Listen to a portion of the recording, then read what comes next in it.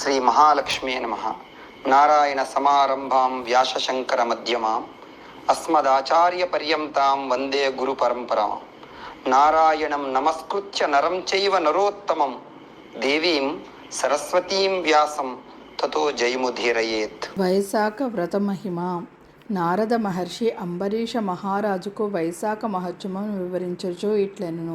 శృతదేవుని మాటలు విని శృతకీర్తి మహారాజు శృతదేవ మహాముని వైశాఖ ధర్మములు సులభముగా అఖండ పుణ్యఫలప్రదములుగా విష్ణు ప్రీతికరములుగా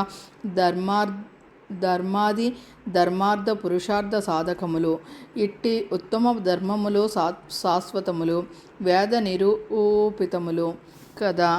ఇట్టి ఉత్తమ ధర్మములు లోకమున ఎందుకింత ప్రసిద్ధులు కాలేదు. రాజస తామస ధర్మములు కష్టసాధ్యములు అధిక ధన సాధ్యములు అట్టి ధర్మములు లోకమును ప్రసిద్ధములైనవి. కొందరు మాఘమాసమును మెచ్చుకుందరు, కొందరు చాతుర్మాసమున ఉత్తమములననుచుందురు. యతిపాతాది ధర్మములను మరికొందరు ప్రశంసింతురు. వీనిని వివరించి సరియగు వివేకమును కలిగింపగోరుచున్నానని అడిగాను. శృతదేవుడు, మహారాజా, వైశాఖ ధర్మములు ఎందుకని ప్రసిద్ధములు కాలేదో, ఇతర ధర్మములు ఎందుకని ప్రసిద్ధి కలిగినమో వివరింతుము వినుము. లోకమున జనులు చాలామంది ఐహిక భోగములను పుత్ర పౌత్రాది సంపదలను కోరుచుందురు. వారు రాజస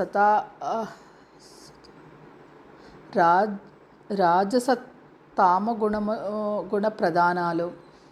ఇంతమందిలో ఎవడో ఒకడు ఏదో ఒక విధముగా స్వర్గము కావాలనని యజ్ఞాది క్రతువులను చేయుచున్నాడు. ఆ యజ్ఞాది క్రియలు కష్ట సాన్నిధ్యములై స్వర్గ వ్యామోహముతో వానినే అతి కష్టము చేయగోరుచున్నాడు. కానీ ఒకడును మోక్షమునకై ప్రయత్నించలేదు. చాలామంది జనులు క్షుద్ర ప్రయోజనములకై ఆశపడి అధిక కర్మలు చేయుచు కామ్య సాధనకై యత్నించుచున్నారు. కావున రాజస తామస ధర్మములు లోకమున ప్రసిద్ధములైనవి. విష్ణు ప్రీతికర్మగు సాత్విక ధర్మములు ప్రసిద్ధములు కాలేదు. సాత్విక కర్మలు నిష్కామ కర్మలు కాని ఐహికమున ఆయుష్కముగా అగు సుఖమునిచ్చునవి. దేవమాయా మోహితములు కర్మ పరతంత్రులగు మూడులు ఈ విషయము నేరుగరు. ఆధిపత్యము ఉన్నత పదవి సిద్ధించినచో వాని మనోరథములన్నీయు తీరునవని అనుకొనుచున్నారు. వ్యామోహమే ప్రయోజనముగా కల కర్మములు చేసినచో సంపదలు క్షీణింపవు, వృద్ధి నందవు. ఆధిపత్య ప్రయోజనముతో వారు పురుషార్థ సాధన ఆగిపోవును. వైశాఖ ధర్మములు సాత్వికములు, అవి నిగూఢములు. ఎవరికినూ తెలియకున్న కారణమును వినుము.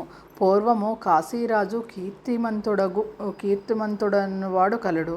అతడు నృగమహారాజు కుమారుడు. ఇక్ష్వాకు వంశ రాజులలో ఉత్తముడు, కీర్తిశాలి. అతడు ఇంద్రియములను జయించినవాడు, కోపము నెరుగనివాడు, బ్రహ్మజ్ఞాని.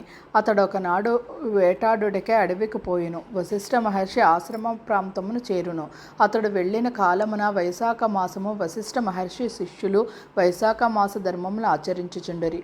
కొందరు చలివేంద్రములు, మరికొందరు నీడనిచ్చు చెట్టును, మరికొందరు దిగుడు బావులను ఏర్పాటు చేయుచుండరి. బాటసారులకు చెట్ల నీడలయందు కూర్చుండబెట్టి విసని కర్రతలో విసురుచుండరి.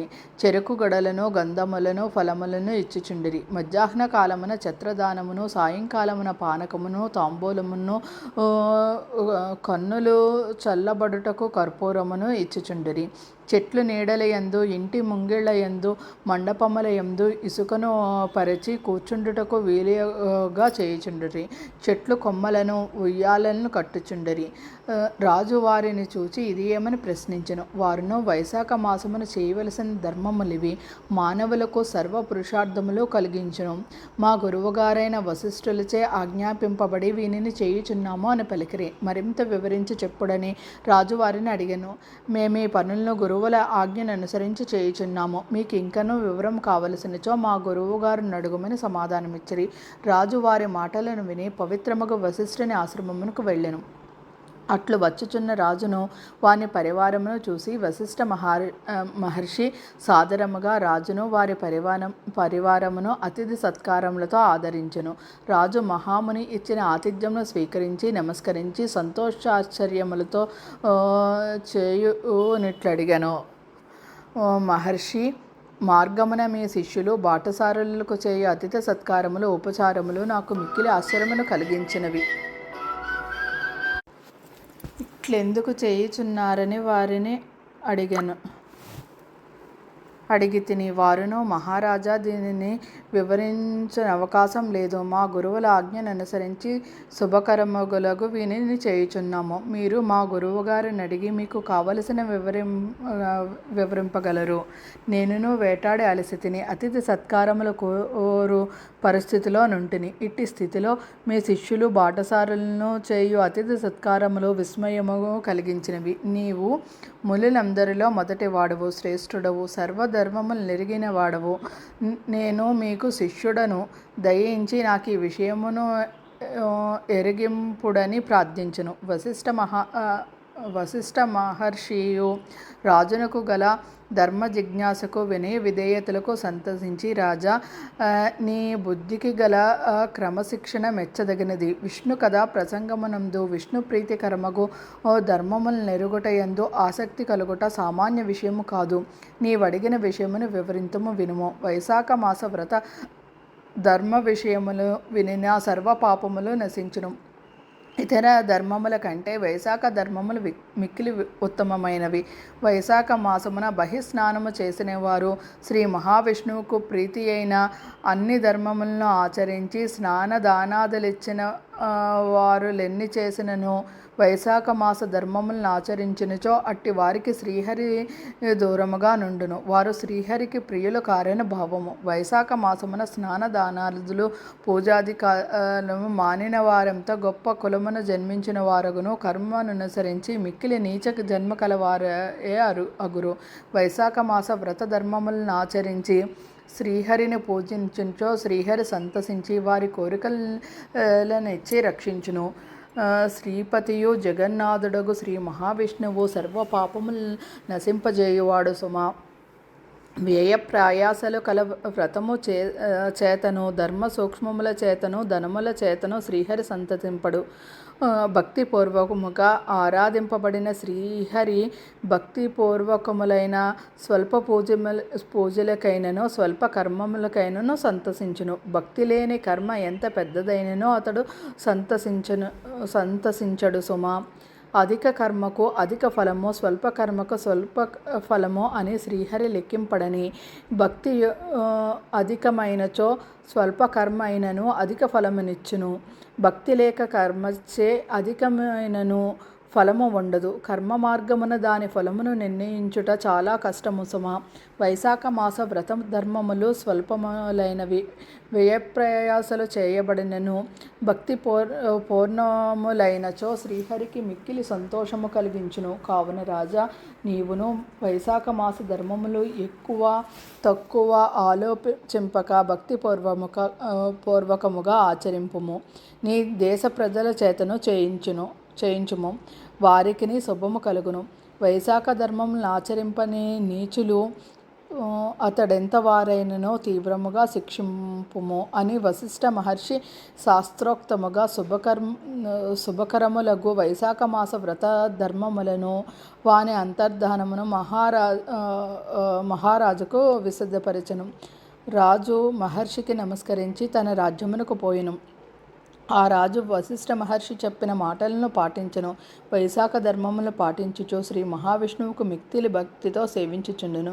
ఏనుగుపై భేరీవాద్యముల నుంచి దానిని మ్రోగించి బొటలుచే గ్రామమున ప్రజలారా వినుడు.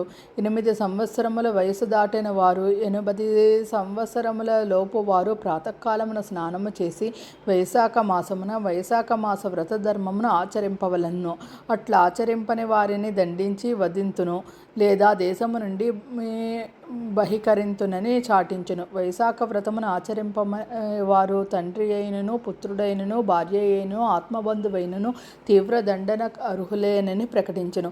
వైశాఖమున ప్రాతకాలమున స్నానము చేసి సద్బ్రాహ్మణులకు జలము మున్నగు వానిని యథాశక్తిగా దానము చేయవలను.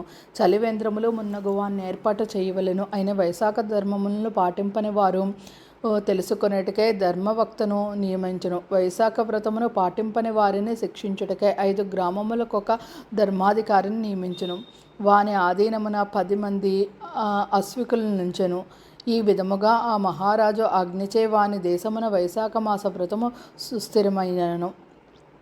ఈ రాజు ప్రారంభించిన నాటిన వైశాఖ ధర్మవృక్షము సుస్థిరమయ్యను.